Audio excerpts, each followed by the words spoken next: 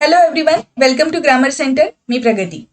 SP Bakshi यांचं जे objective general English हे पुस्तक आहे त्याची लेक्चर सिरीज आपण चालू केलेली आहे.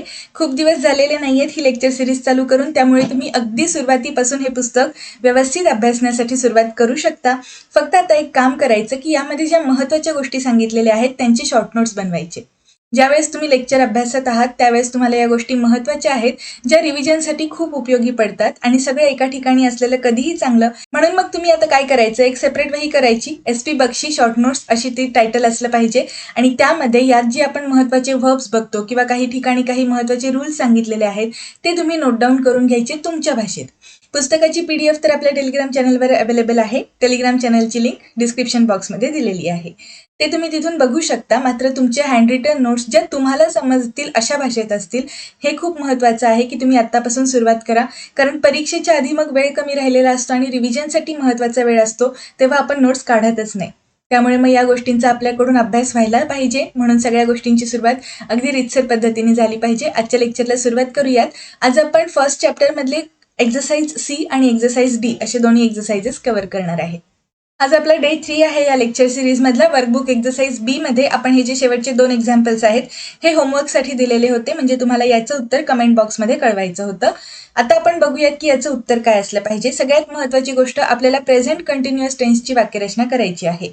ही वाक्यरचना करत असताना आपण am, is, are यापैकी एखादं हेल्पिंग वर्ब वापरतो आणि वर्बला ING फॉर्ममध्ये कन्वर्ट करतो. या ठिकाणी सेंटेन्समध्ये आपल्याला 2 वर्ब्स फिट करायचे आहेत, हॅव आणि कॅच यांचं योग्य रूप वापरावं लागेल. सेंटेन्स वाचूयात. We dash lunch at 2 tomorrow as Ram dash a noon train. या ठिकाणी आपण उद्याबद्दल बोलत आहे. आपण काल बघितलं होतं की जरी आपण नियर फ्युचर बद्दल बोलत असेल, म्हणजे नजीकचा भविष्यकाळ आपण ज्याला म्हणतो, त्यावेळेस देखील आपण प्रेझेंट कंटिन्युअस टेन्सचा वापर करू शकतो, कारण ती गोष्ट फिक्स असते किंवा ती अगदी होणारच आहे, खात्री आहे, म्हणून आपण अशा पद्धतीची वाक्यरचना करतो. आपल्याला 2 वर्ब्स वापरायचे आहेत. पहिलं वर्ब आहे हॅव आणि ते आपल्याला ING फॉर्ममध्ये कन्वर्ट करायचं आहे, बरोबर. त्याचबरोबर कॅच हे एक वर्ब आहे, त्याला सुद्धा आपल्याला ING फॉर्ममध्ये कन्वर्ट करावं लागेल. इतकी बेसिक गोष्ट आहे आपल्याला माहिती. पण इथे कर्ता कोणता आहे? फर्स्ट पार्टमध्ये वी हा कर्ता आहे. वी हा कर्ता प्लुरल आहे, म्हणून आपण वी नंतर आर हे हेल्पिंग वर्ब वापरतो आणि मग आपण हॅवचं ING फॉर्म म्हणजे हॅव्हिंग असं वापरणार. त्यामुळे फोर्थ सेंटेन्समध्ये we are having lunch at 2 असं हे वाक्य असलं पाहिजे. आणि आता सेकंड पार्टमध्ये राम हा एक सिंग्युलर कर्ता आहे, बरोबर. राम हे थर्ड पर्सन सिंग्युलर आहे, म्हणून आपण तिथे इज हे हेल्पिंग वर्ब वापरणार आणि कॅचचं ING फॉर्म म्हणजे कॅचिंग हे आपल्याला वापरावं लागेल. मग आपली वाक्यरचना कशी होईल? Ram is catching a noon train, म्हणजे तो दुपारची ट्रेन पकडणार आहे, त्यामुळे आपण 2 वाजता जेवण करूयात, असं ते वाक्य आहे.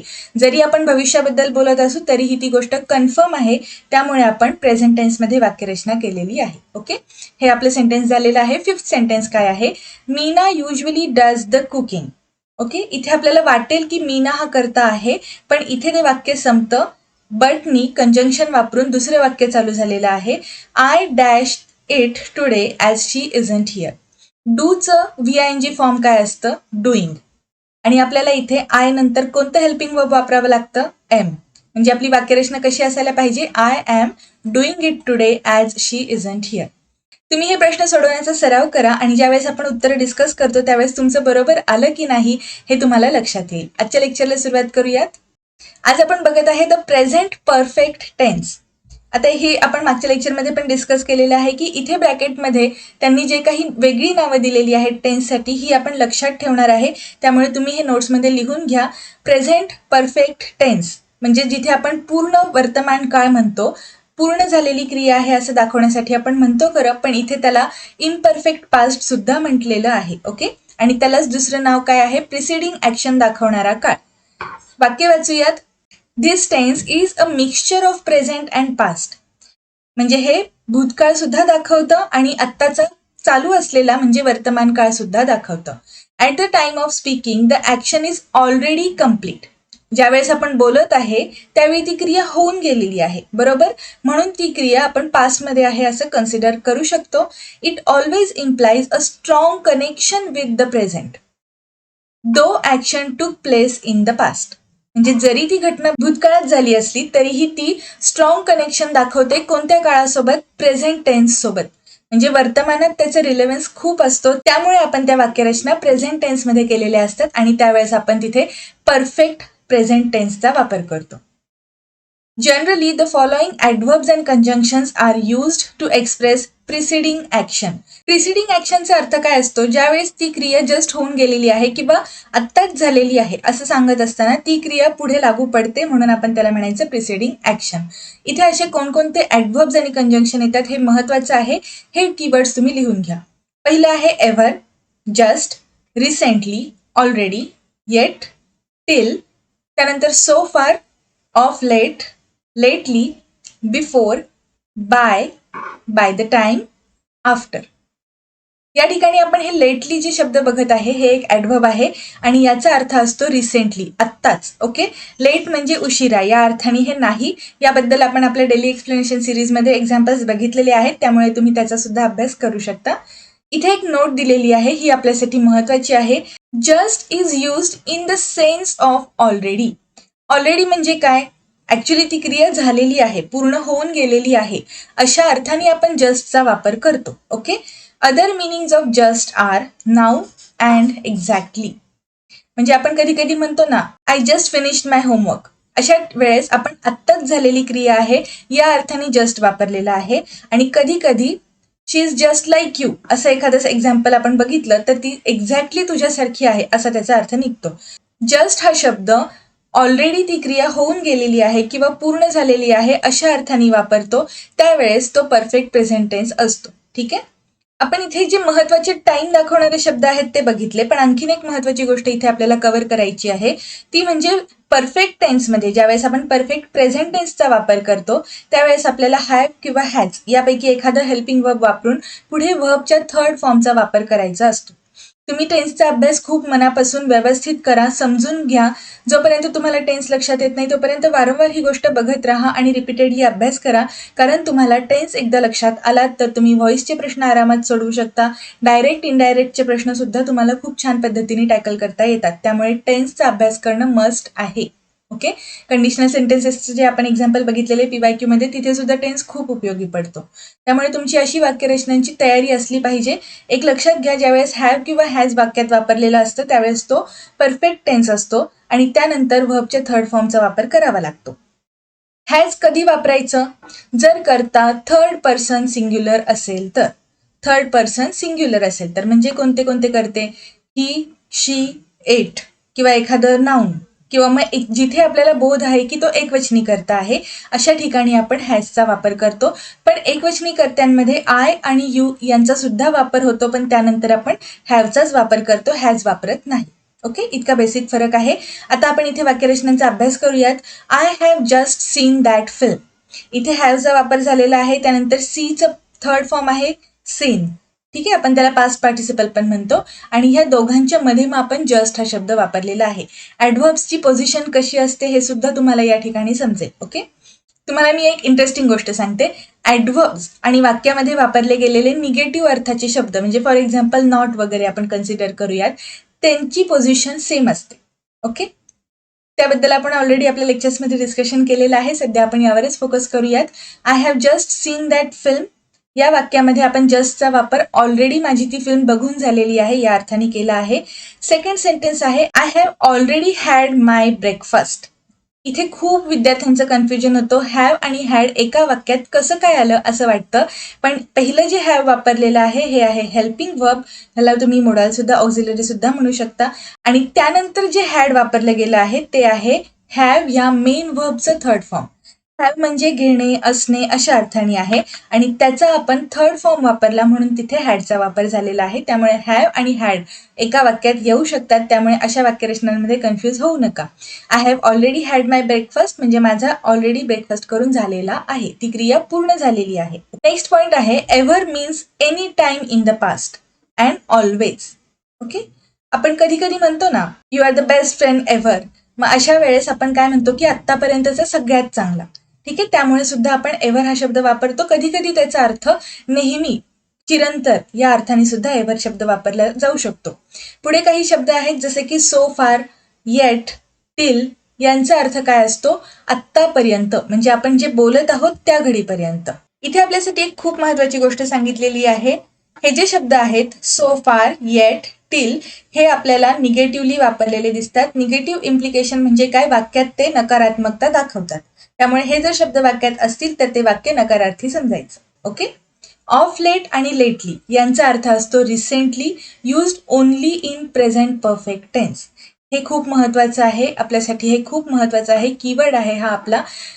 ऑफ लेट आणि लेटली हे दोन्हीही फक्त आपण परफेक्ट प्रेझेंट टेन्स मध्येच वापरू शकतो. इतर कोणत्याही टेन्समध्ये आपल्याला ते वापरायचं नाही. नेक्स्ट आहे present perfect plus point of time is equal to simple past tense.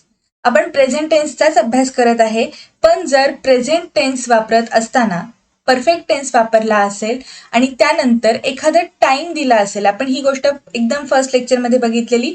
Point of time म्हणजे ऍक्च्युली ती घटना कधी घडली ती वेळ आपण बघितलं होतं याबद्दल. ते जर वाक्यात वापरलं असेल तर तिथे आपण परफेक्ट प्रेझेंट टेन्सच्या ऐवजी सिम्पल पास्ट टेन्स केला पाहिजे, असं हे वाक्य आहे.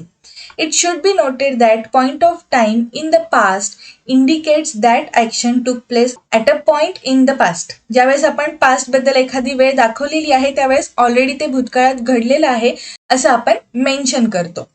पुढे आहे the point of time in the past is expressed by, since, ever since, last, yesterday, the other day, ago, before, back, formerly किंवा मग any time in the past. याचाच अर्थ भूतकाळात झालेला आहे असं दाखवणारी कोणतीही गोष्ट, कोणतीही वेळ असं जर आपण वाक्यात वापरलं असेल तर तिथे आपल्याला प्रेझेंट परफेक्टच्या ऐवजी सिम्पल पास्टचा वापर करायचा. एक्झाम्पल बघूयात आपण. शी हॅज रिटर्न्ड 2 days ago और 2 days बिफोर.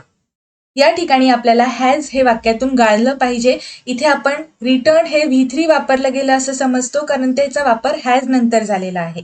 पण आपण काय म्हटलेलं आहे, एगो, बिफोर, बॅक, फॉर्मरली, लास्ट अशा ठिकाणी जर आपण वाक्यामध्ये प्रेझेंट परफेक्ट वापरला असेल तर तो न वापरता सिम्पल पास्ट टेन्स करायचा. सिम्पल पास्ट टेन्सची वाक्यरचना कशी असते, S + V2 + O म्हणजे सब्जेक्ट नंतर व्हर्बच्या सेकंड फॉर्मचा वापर होतो. ओके, ही गोष्ट इथे लक्षात ठेवायची. हे वाक्य चुकीचं आहे कारण इथे प्रेझेंट परफेक्टचा वापर झाला. त्याऐवजी आपल्याला काय वापरावं लागेल, शी रिटर्न्ड 2 days ago. ओके, इथे आपल्याला फक्त ही वाक्यरचना साध्या भूतकाळात करायची आहे. त्यानंतर आता पुढचा पॉइंट आहे present indefinite plus time expression. Present indefinite कधी असतो आपण काय बघितलेलं, सिम्पल प्रेझेंट टेन्समध्ये. सिम्पल प्रेझेंट टेन्स सोबत जर टाइम एक्सप्रेशन दिलेलं असेल तर तिथे आपल्याला प्रेझेंट परफेक्ट टेन्स वापरायचं. हे टाइम एक्सप्रेशन दाखवणारे शब्द कोणते कोणते असतील, since, for, how long, whole, all, throughout, all along. ठीक आहे, अशा पद्धतीने ज्यावेळेस तुम्हाला टाइम एक्सप्रेशन दिसतं त्या ठिकाणी आपल्याला परफेक्ट प्रेझेंट वापरायचं आहे, सिम्पल प्रेझेंट नाही.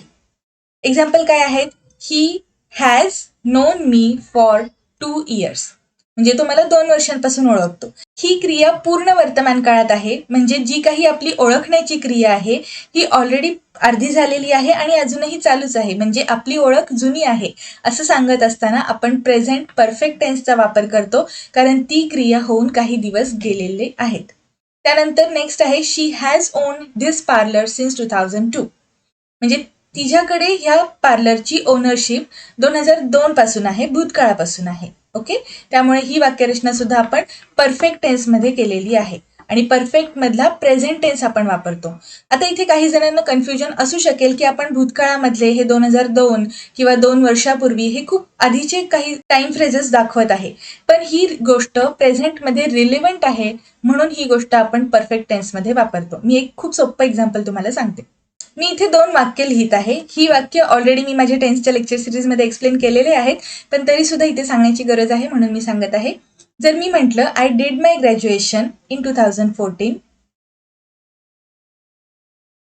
तर या वाक्यात मी इथे सिम्पल पास्ट टेन्सचा वापर केलेला आहे कारण इथे व्हर्बचं सेकंड फॉर्म आहे. ओके, आणि जर मी सेम वाक्यरचना परफेक्ट प्रेझेंट वापरून केली म्हणजे जर मी आय नंतर हॅवचा वापर केला आणि डू, डिड, डन म्हणजे V3चा वापर केला तर ही वाक्यरचना दोन्हीही मध्ये आपण टेन्सचा बदल करून वाक्यामध्ये अर्थाचा सुद्धा बदल होतो.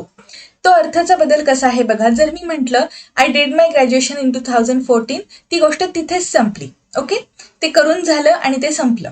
पण जर मी म्हटलं I have done my graduation in 2014, तर याचा अर्थ काय होईल की माझी ती गोष्ट जरी करून झालेली असेल तरी मला माझ्या ग्रॅज्युएशनचा आत्ता वापर करता येतो. म्हणजे याचा अर्थ कसा आहे समजून घ्या. जर मला एखाद्या ठिकाणी जॉबसाठी मी गेले आणि त्यांनी मला विचारलं की ग्रॅज्युएशन कधी झालेलं आहे, तर मी माझ्या ग्रॅज्युएशनच्या बेसिसवर जॉब शोधत आहे, बरोबर. त्यामुळे मला ती गोष्ट भूतकाळात घडलेली असून सुद्धा, जरी आता 2023 चालू आहे, 2014 मधली ही गोष्ट आपण बोलत असेल, पण त्या गोष्टीचा जर रिलेव्हन्स आत्ता वर्तमानात असेल तर तिथे आपण परफेक्ट प्रेझेंटचा वापर करतो. या ठिकाणी आपल्याला सिंपल पास्ट वापरायचा नाही. ओके. मी आता मगाशी तुम्हाला जे 2 एक्झाम्पल्स सांगितले त्यावरून ही वाक्यरचना कशी वापरतात हे क्लिअर झालं असेल. आपण परफेक्ट प्रेझेंट टेन्स बघितलेला आहे, त्याला काय काय म्हणतात त्याची नावं पण बघितली. आता आपण वर्कबुक एक्सरसाइज सी आहे ती सोडवूयात. डायरेक्शन्स काय आहेत? Make the sentence using present perfect tense with suitable forms of verbs given in the bracket. आता ज्यावेळेस आपल्याला सूत्र लक्षात असतात त्यावेळेस या गोष्टी करणं सोपं जातं. हॅव किंवा हॅजचा वापर पाहिजे आणि व्हर्बच्या थर्ड फॉर्म वापरला पाहिजे. या बेसिक गोष्टी आहेत. पहिलं सेंटेन्स बघूयात. In the movie we just dash the most extraordinary scene. आपल्याला सी या व्हर्बचं थर्ड फॉर्म वापरावं लागेल. सीचं थर्ड फॉर्म काय असतं? सीन. ओके. आणि इथे वी हा करता वापरलेला आहे, त्यामुळे आपल्याला हॅवचा वापर करणं गरजेचं आहे. इथे फिलिंग द ब्लँक करत असताना आपल्याला एक महत्वाची गोष्ट लक्षात घ्यायची ती म्हणजे जस्ट हा शब्द. मग अशी आपण एक वाक्यरचना बघितली होती, त्यावेळेस आपण हॅव आणि सीन म्हणजे आता इथे एक्झाम्पल आपण व्हर्बचा थर्ड फॉर्म आणि हॅव यांच्यामध्ये आपण जस्ट हा शब्द वापरलेला आहे. कारण काही ॲडव्हर्ब्स असतात ते ज्यावेळेस 2 व्हर्ब्स असतात त्यावेळेस दोघांच्या मध्ये ॲडव्हर्ब्स येतात. इतकी गोष्ट तुम्ही बेसिक लक्षात ठेवू शकता. निगेटिव्ह वर्ड्सच्या बाबतीत पण सेम तसंच असतं. त्यामुळे आपल्याला इथे in the movie we have just seen the most extraordinary scene अशी वाक्यरचना करावी लागेल. हॅव नंतर मग जस्टचा वापर करून मग सीचं थर्ड फॉर्म सीन वापरायचं. सेकंड सेंटेन्स आहे this is the best book I ever. आता इथे रीडचा थर्ड फॉर्म काय असतो? रेड. स्पेलिंग सेम आहे, फक्त उच्चार आपण कसा करतो? रेड. रीड असा उच्चार करत नाही. याला होमोनिम्स म्हणतात आणि याबद्दल आपण आपल्या अगदी सुरुवातीच्या काही लेक्चर्समध्ये डिस्कशन केलेलं आहे. डेली एक्सप्लेनेशन सिरीजमध्ये आपण ते बघितलेलं होतं. त्याची लिंक मी तुम्हाला वरती आय बटनमध्ये देते आणि त्याचबरोबर आपल्या चॅनलवर मी प्लेलिस्ट बनवून ठेवलेल्या आहेत, त्यांचा तुम्ही अभ्यास करू शकता. तुमचा सलग एका ठिकाणी अभ्यास होऊ शकतो. या वाक्यात आपण ज्यावेळेस फिलिंग द ब्लँक करणार आहे, इथे आय हा करता वापरलेला आहे म्हणून आपल्याला हॅव हे हेल्पिंग वर्ब वापरावं लागेल. पण इथे एव्हर ह्या शब्दाचा वापर झालेला आहे म्हणून परत एकदा मगाशी आपण जशी वाक्यरचना केली तसा बदल करावा लागेल आणि आय हॅव एव्हर रेड अशी वाक्यरचना करायची आहे. थर्ड सेंटेन्स आहे हाऊ लॉंग यू डॅश हिम. इथे आपण प्रश्न विचारलेला आहे. WH टाईपचे क्वेश्चन्स आपण ज्यावेळेस बनवत असतो त्यावेळेस आपण त्यांच्यानंतर WH वर्डचा वापर झाल्यानंतर मग हेल्पिंग व्हर्बचा वापर करतो आणि मग सब्जेक्ट लिहितो. ठीक आहे. ही वाक्यरचना गरजेची आहे. हे मी तुम्हाला आता जी आपली व्हॉइसची PYQ सिरीज झाली त्यात पण सांगितलं होतं. त्याचबरोबर मी माझ्या टेन्सच्या सिरीजमध्ये तर बेसिक वाक्यरचना बनवायलाच शिकवल्या आहेत. तिथे तुम्ही व्यवस्थित अभ्यास करू शकता. इथे एक आता आपल्याला बदल करावा लागेल. हाऊ लॉंग हे एकत्र घ्यायचं, हा WH वर्ड आणि त्याबरोबर आलेली ही टाइम फ्रेज हे आपल्याला घ्यावं लागेल आणि नंतर मग इथे फक्त आता मध्ये हॅव हे हेल्पिंग वर्ब वापरावं लागेल कारण आपला कर्ता काय आहे? You. So how long have you आणि नोचं थर्ड फॉर्म काय असतं? Known. No, knew, known. Okay. त्यामुळे हे आपल्याला वाक्य क्वेश्चन मार्क करायचं आहे, क्वेश्चन विचारायचं आहे म्हणून आपल्याला ही वाक्यरचना थोडीफार बदलावी लागली. फोर्थ सेंटेन्स वाचूयात. There are no taxis available because the drivers dash on strike lately. Lately ही वाक्यरचना फक्त प्रेझेंट परफेक्टमध्ये होते हे आपण बघितलेलं. त्यामुळे या ठिकाणी आपल्याला ड्रायव्हर्स हे अनेक वचन आहे तर हॅव हे हेल्पिंग वर्ब वापरावं लागणार आणि गोचं थर्ड फॉर्म असतं गॉन. त्यामुळे मग आपल्याला ही वाक्यरचना परफेक्ट बनवता येईल. There are no taxis available because the drivers have gone on strike lately. पुढचं वाक्य आहे Vinay dash the punctured tyre of his car yet. इथे आपण येट ह्या शब्दाचा वापर केलेला आहे. अजूनही ती क्रिया घडलेली नाही असं दिसतं. एक महत्वाची गोष्ट इथे आपल्याला कीवर्ड काय आहे? येट हा शब्द. इथे तुम्हाला कुठेही म्हटलेलं नाहीये की वाक्य निगेटिव्ह बनवा, पण तरी सुद्धा येट म्हणजे अद्यापपर्यंत आपण बोलत आहे तोपर्यंत ही कृती घडलेली नाही असाच या वाक्याचा अर्थ निघतो. म्हणून आपल्याला मेंडचं थर्ड फॉर्म काय असतं? मेंडेड. आपण हे V3 काय आहे बघितलं. पण आपल्याला विनय हा करता सिंग्युलर आहे दिसतो, त्यामुळे आपण इथे हॅजचा वापर करणार. एक महत्वाची गोष्ट, येटनी वाक्य निगेटिव्ह झालेलं आहे म्हणून आपल्याला नॉट सुद्धा वापरावं लागेल. आणि मगाशी मी इथे जे सांगितलं तुम्हाला की हॅव आणि सीनच्या मध्ये आपण जस्टचा वापर केला, म्हणजे दोन वर्ब्स असतील तर मध्ये वापर करायचा. सेम त्याच पद्धतीने नॉट सुद्धा आपण वापरत असतो. सो हॅज नॉट मेंडेड असं ते वाक्य असायला पाहिजे, म्हणजे अद्यापपर्यंत त्याने त्याचे टायर्स पंक्चर नीट केलेले नाहीत. अशा पद्धतीने हे आपण एक्सरसाइज सी सॉल्व्ह केलेली आहे. आता आपण एक्सरसाइज डी सॉल्व्ह करूयात. वर्कबुक एक्सरसाइज डी मध्ये इथे आपल्याला डायरेक्शन्स काय दिलेले आहेत. Complete the sentences by using the present perfect or the simple past as the case may be. Remember that. आता इथे रिमेंबर दॅट मध्ये त्यांनी परत आपल्याला हे रिव्हिजनसाठी पॉईंट्स दिलेले आहेत. एक महत्वाची गोष्ट, मगाशी आपण बघितलेलं आहे की काही ठिकाणी आपण परफेक्ट प्रेझेंटचा वापर करतो आणि काही ठिकाणी आपण सिम्पल पास्टचा वापर करतो. ते कधी, जर आपण प्रेझेंट परफेक्टच्या वाक्यामध्ये पॉइंट ऑफ टाइम दिलेला असेल तर तिथे आपण सिम्पल पास्ट वापरतो, परफेक्ट प्रेझेंट नाही. म्हणजे पूर्ण वर्तमान न वापरता साधा भूतकाळ वापरायचा. त्यानंतर प्रेझेंट परफेक्टची वाक्यरचना असेल तर ती प्रिसिडिंग ॲक्शनमध्ये येते आणि ह्या ॲक्शन्स ज्या असतात त्या पास्टमध्ये घडलेल्या असतील तरीही त्या प्रेझेंटमध्ये म्हणजे वर्तमानात वापरल्या जातात किंवा त्यांचा वर्तमानाशी संबंध असतो. थर्ड आहे प्रेझेंट इनडेफिनेट, म्हणजे आपण काय म्हटलं सिम्पल प्रेझेंट टेन्स. त्याबरोबर जर एखादं टाइम एक्सप्रेशन दिलं असेल तर तिथे आपण कंपल्सरी प्रेझेंट परफेक्टचा वापर करतो. ओके, टाइम एक्सप्रेशन आणि पॉइंट ऑफ टाइम यावरून आपल्याला ह्या गोष्टी आता ओळखायच्या आहेत. फर्स्ट, सेकंड, फोर्थ आणि फिफ्थ हे सेंटेन्सेस मी सॉल्व्ह करून देते. थर्ड सेंटेन्स जे आहे हे तुम्हाला मी होमवर्कसाठी ठेवत आहे. याचं उत्तर तुम्ही शोधण्याचा प्रयत्न करा आणि जर तुम्हाला नाही समजलं तर आपण उद्याच्या लेक्चरमध्ये ते डिस्कस करूयात. फर्स्ट सेंटेन्स काय आहे. Have you taken lunch. जेवण झालं आहे का हा प्रश्न आहे. ए मध्ये जी वाक्यरचना करायची आहे ती कशी करावी लागेल. Yes I have taken. इथे आपल्याला टाइम फ्रेज दिसत नाही त्यामुळे आपण इथे परफेक्ट प्रेझेंटचा वापर करणार. इथे आता आपल्याला सेकंड पार्टमध्ये टाइम फ्रेज दिलेली आहे किंवा पॉइंट ऑफ टाइम दिलेला आहे. मग आता इथे आपण V2 चा वापर करायचा आहे. V3 किंवा हेल्पिंग वर्ब वापरण्याची गरज नाही. इथे वाक्य काय आहे. Have you taken lunch. Main verb काय आहे. टेक. टेक, टूक, टेकन. त्यामुळे V2 काय असतं. टूक. सो येस आय टूक ॲट 1 PM अशी वाक्यरचना होईल. म्हणजे एक बेसिक लक्षात काय ठेवायचं, ज्यावेळेस तुम्ही एखादी वेळ दर्शवणारी फ्रेज वापरत आहात तुमच्या संभाषणामध्ये त्यावेळेस तिथे सिम्पल पास्टचा वापर करायचा. ओके. सेकंड सेंटेन्स आहे have you prepared your lesson. Main verb काय आहे. प्रिपेअर. या ठिकाणी आपल्याला टाइम फ्रेज पुढे दिलेली नाही म्हणून हे काय होईल. Yes I have prepared. Prepare, prepared, prepared असं थर्ड फॉर्म असणार आहे. इथे आपल्याला in the morning he time phrase दिसते. मी इथे आपण काय वापरायचं. सेकंड फॉर्म वापरायचा. आता प्रिपेअर्ड V3 सुद्धा आहे आणि V2 सुद्धा आहे. पण हा फरक कसा ओळखायचा. ज्यांना काहीच अगदी बेसिक सुद्धा माहिती नाही, एकच गोष्ट लक्षात ठेवा. हेल्पिंग वर्ब वापरून मग जे आपण शब्द वापरलेले असतात ते V3 कन्सिडर करायचे. कोणते कोणते helping verb. Have, has, had. Okay. आणि जर आपण असे हेल्पिंग वर्ब्स न वापरता सेकंड फॉर्म वापरला आहे असं समजतो त्यावेळेस सुद्धा वर्बला ईडी फॉर्म मध्ये कन्वर्ट केलेलं असू शकतं. ओके. थर्ड सेंटेन्स मी तुम्हाला होमवर्कसाठी दिलेलं आहे. याचं उत्तर मला कमेंट बॉक्समध्ये कळवा. या ठिकाणी तुम्हाला 3 फिल इन द ब्लँक्स भरायचे. ठीक आहे. मग तुम्ही एचा आन्सर काय असेल, बीचा आन्सर काय, सीचा आन्सर काय, असे सेपरेट आन्सर्स मला कमेंट बॉक्समध्ये कळवा. फोर्थ आहे have you opened bank account. ओपनिंगची क्रिया झालेली आहे. मेन वर्ब काय आहे. ओपन. आणि आपल्याला टाइम फ्रेज दिलेली आहे ओनली यस्टरडे म्हणजे कालच. मग या ठिकाणी आपल्याला V2 चा वापर करावा लागेल. So yes I opened only yesterday असं होईल. आपलं हे फिफ्थ आणि शेवटचं सेंटेन्स आहे आजच्या लेक्चर मधलं. How long have you non this man.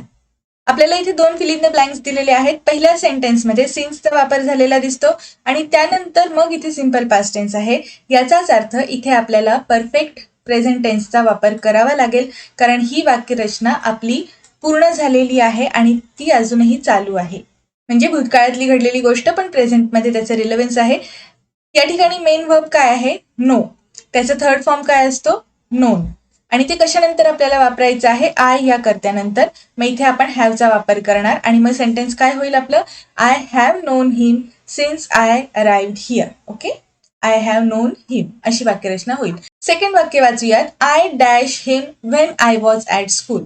इथे व्हेन नंतर जी वाक्यरचना दिलेली आहे ती तेव्हाच संपलेली आहे, तिथली कृती तेव्हाच पूर्ण झालेली आहे असं दाखवतं. त्याचा पास्टमधला पुढे रिलेव्हन्स आपल्याला प्रेझेंटमध्ये दिसत नाही, म्हणून इथे आपल्याला सिंपल पास्ट टेन्सचा वापर करावा लागेल, V2 फॉर्म वापरावा लागेल. नोचा पास्ट टेन्स काय असतो? New. So I knew him when I was at school, म्हणजे तेव्हा माझी ओळख होती, त्यानंतर काही संबंध आलेला नाही अशा अर्थाने. आज डे 3 मध्ये आपण जो पार्ट बघितलेला आहे त्याची PDF तुम्हाला टेलिग्राम चॅनलवरती अवेलेबल आहे. त्याचबरोबर ज्यांना SP बक्षी यांचं पुस्तक विकत घ्यायचं असेल त्यांच्यासाठी डिस्क्रिप्शन बॉक्समध्ये ऑनलाईन परचेस लिंक्स दिलेले आहेत, तिथून तुम्ही ते परचेस करू शकता. हे लेक्चर्स अटेंड करत असताना तुमचे शॉर्ट नोट्स काढायला विसरू नका, कारण त्यांचा तुम्हाला नंतर भविष्यामध्ये खूप फायदा होणार आहे. तुमचे जे पॉईंट्स क्लिअर करायचे असतील, बेसिक पक्क करायचं असेल तर हे करणं खूप गरजेचं आहे. आपण आता पुढच्या लेक्चरमध्ये भेटूयात. थँक्यू.